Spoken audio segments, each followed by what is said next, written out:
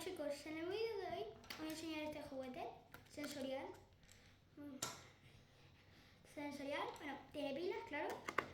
Tiene aquí dos tornillos y un tornillo para aflojar o desaflojar esto, que gira. Ya os enseño lo primero, esto es anti-camper para los niños. Esto, quitas el tornillo. El destornillador original viene con uno, pero lo he perdido. Bueno, más bien lo vendí. Bueno, son pilas AAA de 1,5 voltios. Y ya está. Bueno, os voy a enseñar cosa por cosa. Tengo esta herida por mi gato,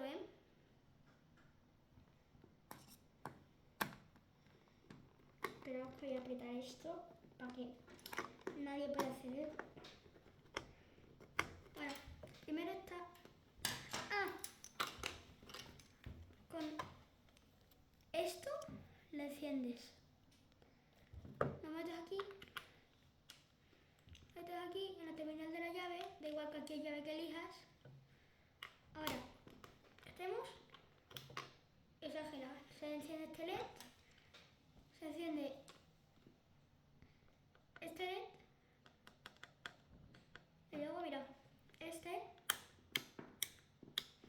luego está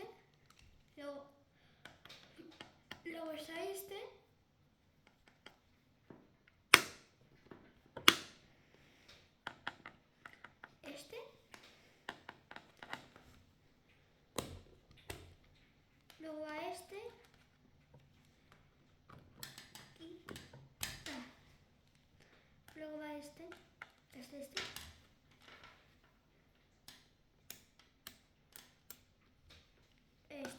luego potenciómetro que da la intensidad de la luz y luego se cambia de color. Menos potencia igual a menos velocidad. Luego va luego que es un botón. Y luego este cable, que es un cable, que es un cable, que en realidad no da electricidad, lo único que detecta si toca metal y no puede electrocutar.